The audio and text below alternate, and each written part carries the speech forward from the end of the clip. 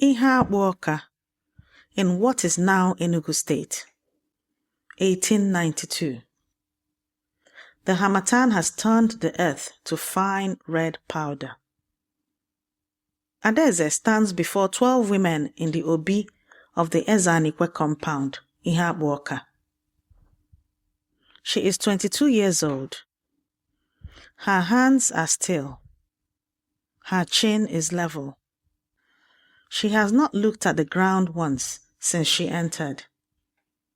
Egusi seeds are spread to dry on a mat at the edge of the courtyard. The harmattan has cracked the clay walls on the eastern side. The stream is a whisper behind it all. Adaeze's husband's family sent a message 3 days ago.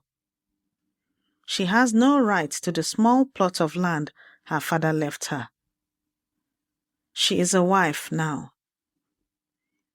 His property rules govern her.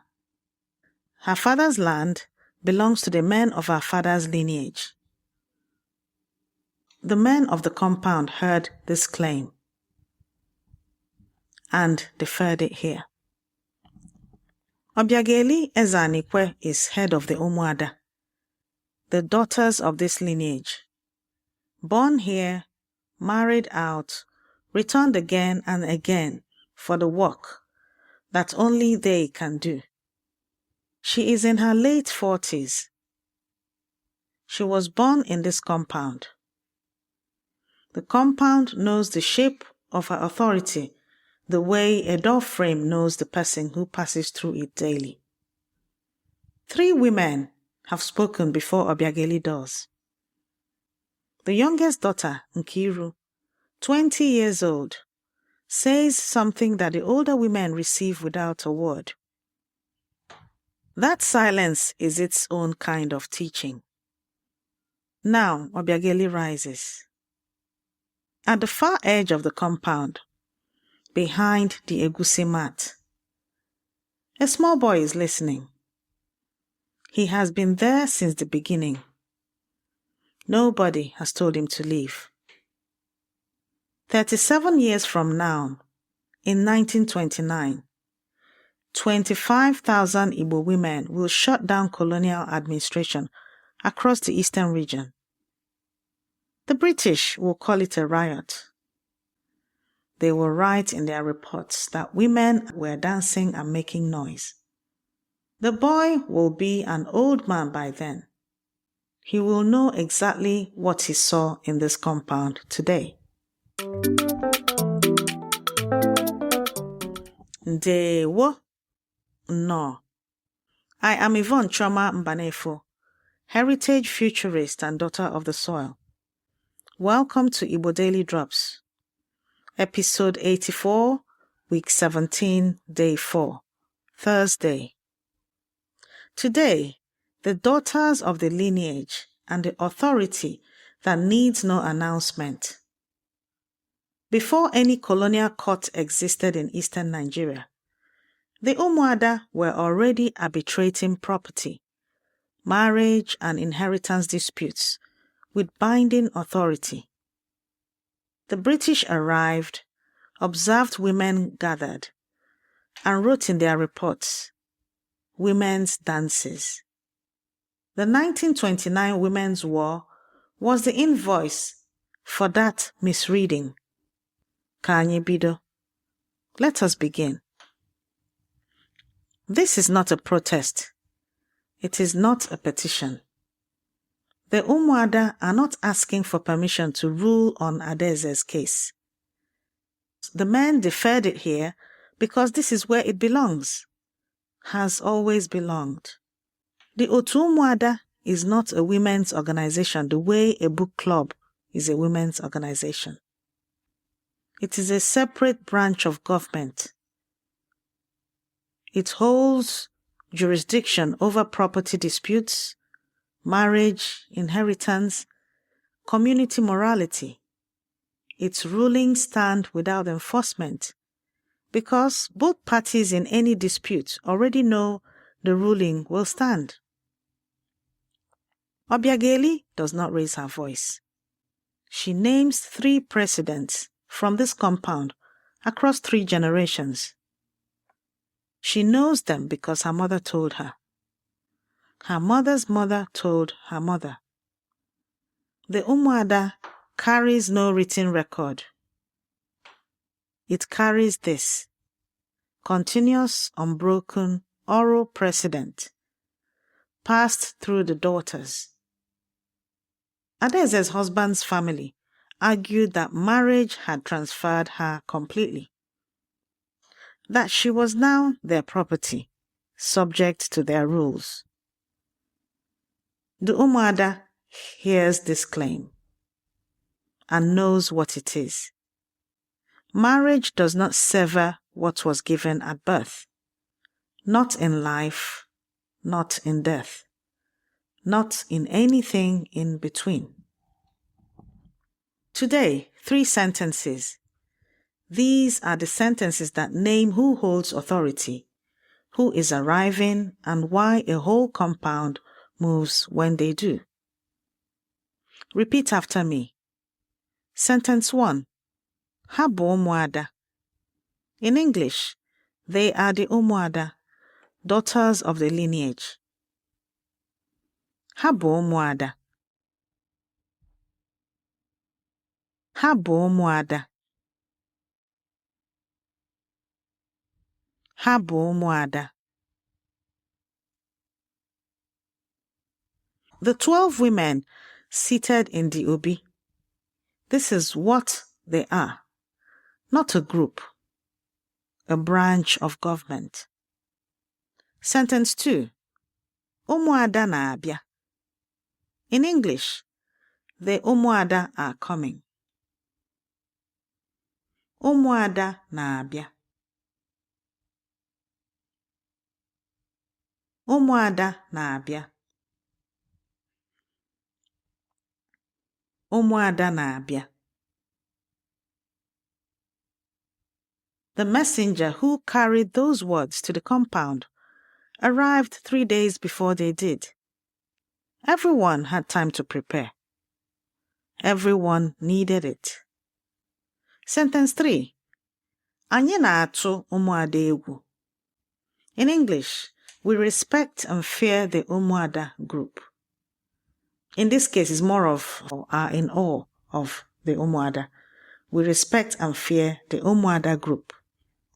Anyị na-atụ ụmụada egwu.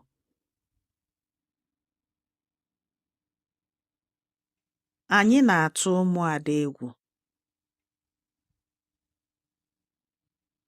Anyị na-atụ ụmụada egwu.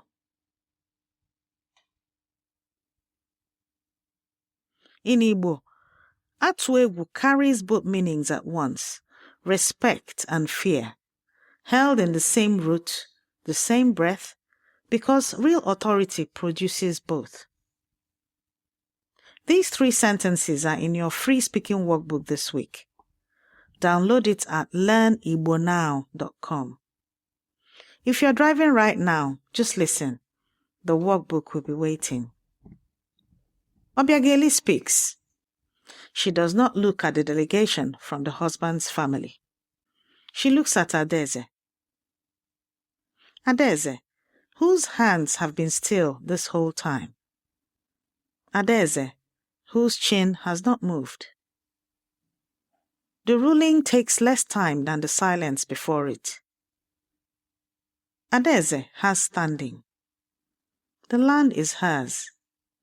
The claim from the husband's family is dismissed. There is no raised voice, no celebration. The Ụmụada does not need either. The ruling stands because the ruling stands. It was always going to stand. And Obiageli sits. There is a proverb for what just happened. The Ụmụada have known it longer than the dispute that just proved it. Ozu nwada tọ n'ụzọ, ọ gbaa n'afa.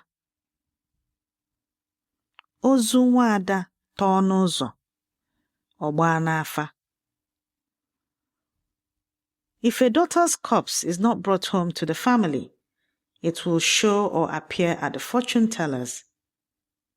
The Igbo cosmology does not recognize the transfer the husband's family claimed. Marriage cannot move what is fixed at birth. A daughter belongs to her natal earth so absolutely that if she dies in her husband's compound and is not returned, her spirit will not rest. The earth itself will make the claim on her behalf. If death cannot sever it, a property dispute certainly cannot.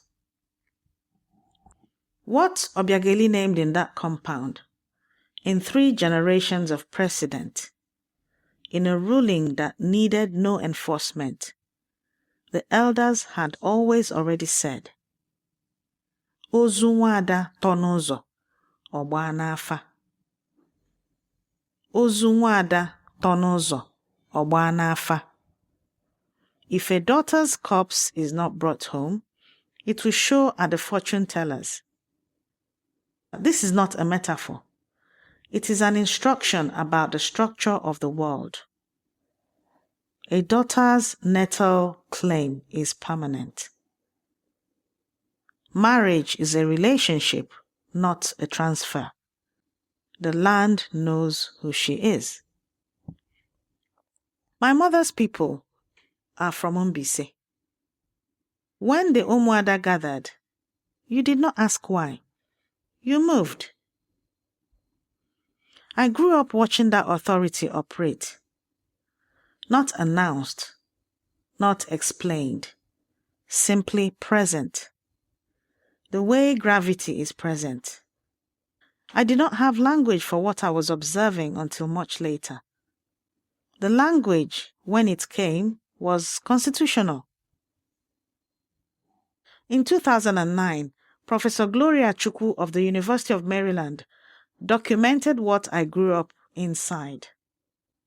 Writing in the International Journal of African Historical Studies, Volume 42, published in 2009, Chuku identified the Otu Ụmụada as what she calls the Supreme Court of Appeal on female matters and the watchdog of the men's political arm of government.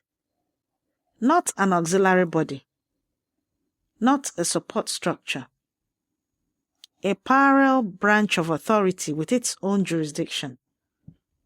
Her research confirms that when Obiageli's compound deferred that dispute to the Ụmụada, they were following constitutional procedure, not tradition in the soft sense, institutional law. The Haudenosaunee Confederacy, the Iroquois, gave clan mothers the authority to nominate and remove male leaders. A formal female veto built into the constitutional structure centuries before Western democracy named such a concept. The Ụmụada system is an independently developed solution to the same governance problem.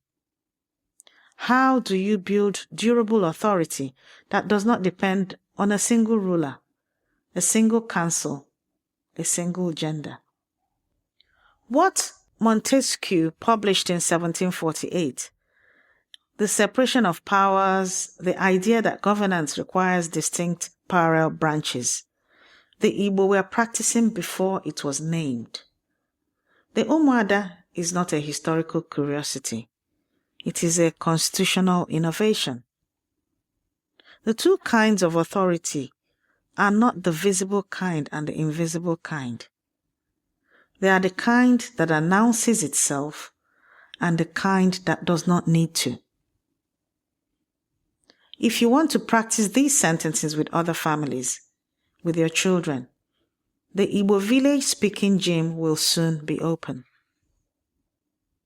Before this day ends, say, Anyị na-atụ ụmụada egwu aloud, as you do something that requires you to hold your ground.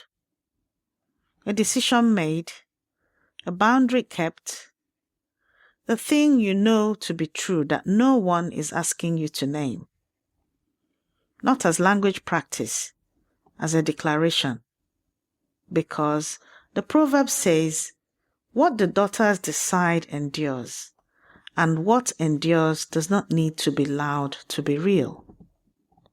Every sentence you learn is a drop, and every drop feeds Oke Osimiri Mmụta Igbo, the ocean of Igbo knowledge. Grab your free speaking workbook at learnibonow.com. Rate us wherever you're listening. Your review is how another learner finds their way home. This has been your Igbo Daily Drop. Abụ nwanne gị nwanyị Yvonne Chioma Mbanefo.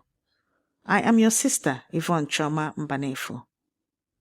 Ka ọfọ gị dị ike, ka ikpe gị dịgide. May your authority be strong, and may what you decide endure. Ka anyị hụ echi, until we meet again tomorrow.